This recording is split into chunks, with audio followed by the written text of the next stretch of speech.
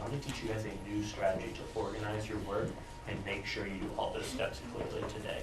So I want you to kind of help me out as I question you, and then just follow along and make your paper look like mine.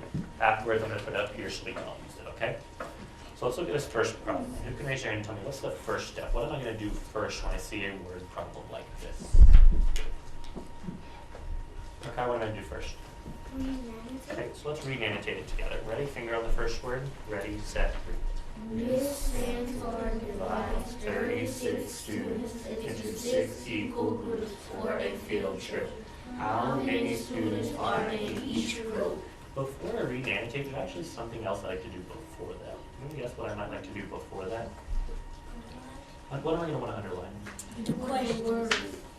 I actually like to underline the question first so I know what I'm looking for. Because I'm going to find those important words based on what the question is asking me, right? If it's asking about students, then I want to look for important words that are about Students. So let's underline the question. See, everyone's found the question, underlined it. Now see that first criteria point says we need to restate. So a way to make sure we do all those criteria points and it's organized is going to be the 4 squares strategy. I think you have done this with ELA, you might even have done it with math. If underneath the problem, you would kind of draw a cross, just like I did, that makes 4 squares. And try to make the squares as equal as you can. Doesn't have to be perfect. I'm not the best artist either. All right.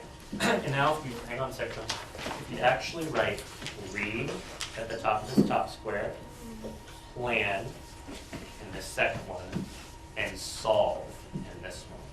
So read, plan, solve. We're actually going to do it this way. So read, you should look like mine, or base if you need to. Plan, solve.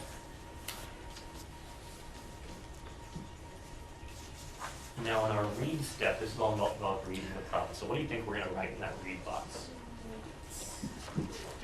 Our restate. So if you guys could write your restate. So the question was how many students are in each group, so what might my restate be? There are many students in each group. Excellent. Oop, I wrote it in the wrong box too. So that read blocks you should have there are blank students in each group. Excellent, Ronald. Excellent, John. And even though we're doing math, can we still write with capital letters and marks and make it look nice? I definitely encourage you to use all those ELA strategies we need to. All right. So now, Micaiah, I have my question on my restate. I'm going to go back to the question on the new one now. You can always go back to your area if we get lost. Draw pictures. Nope, haven't done something yet. Annotate.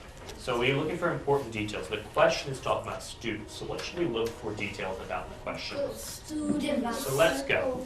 So let's start at the beginning. Miss Santor divides 36 students. So I'm going to circle divides 36 students. That seems important.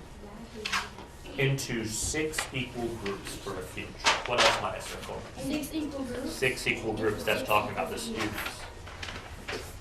Okay, so now I've read and annotated my problem. I have my read blocks filled out. I'm going to go into the plan. What's my next step going to be? What do you think we're going to put in the plan box? Draw a picture. We're going to put a picture. Before I do that, I want you to kind of close your eyes and just picture in your mind what's happening.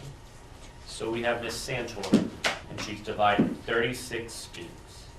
And she's putting them into 6 equal groups. And we're trying to figure out how many students are in each group. Can you kind of picture that in your head? All right.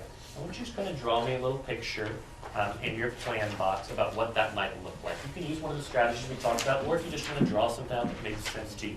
All right, in your plan box, please draw a little picture that represents the problem.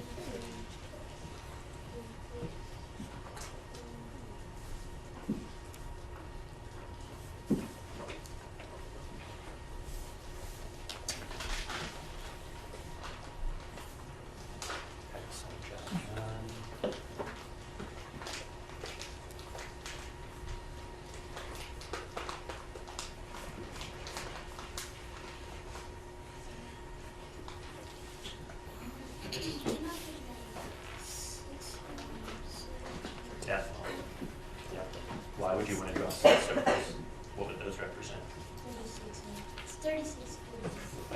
What does 6 circles represent?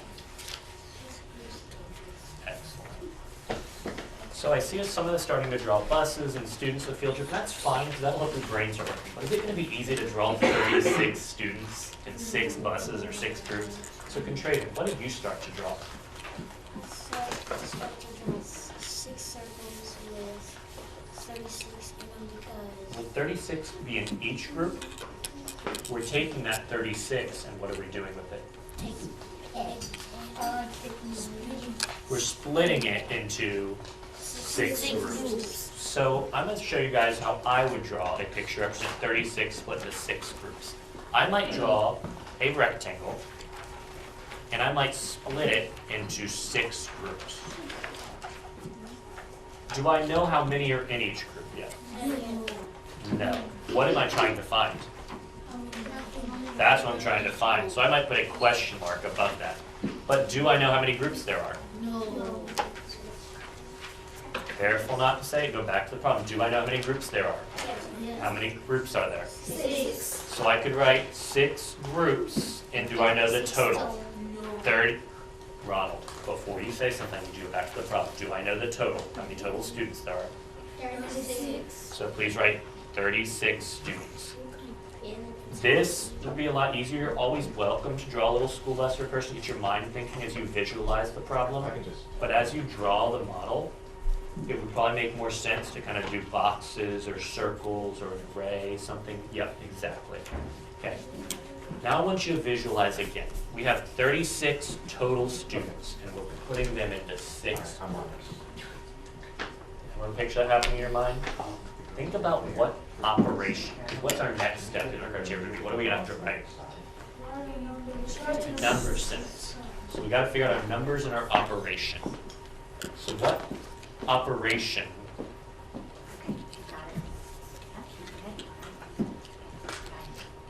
are we going to do? Why do you think we're going to do division, John? What were you picturing happening?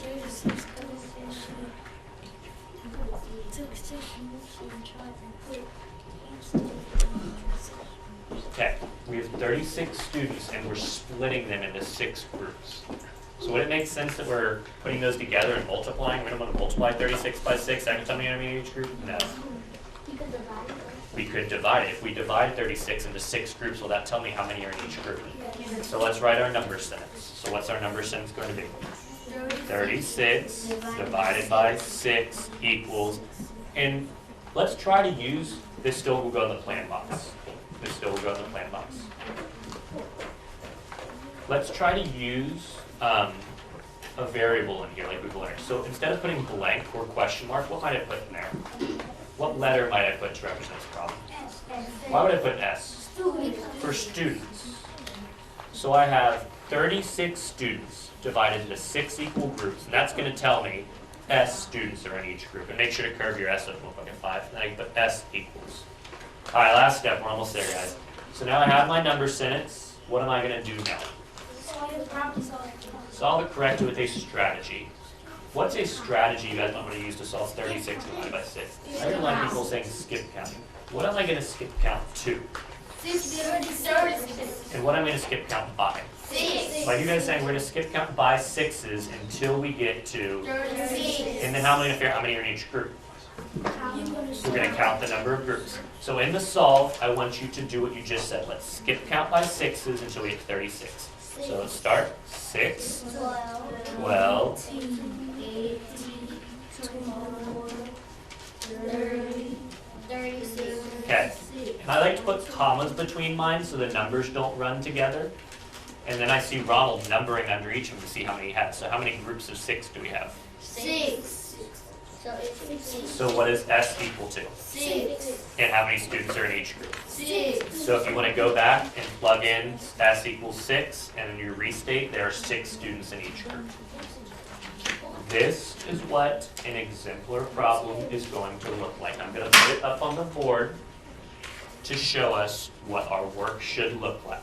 I want you guys to try to use this model and those steps and the same thinking we did together to use that thinking to solve number 2. I might come question you on the way, might have some of you go back to your seats, but if you would please start number 2, thinking about what this looks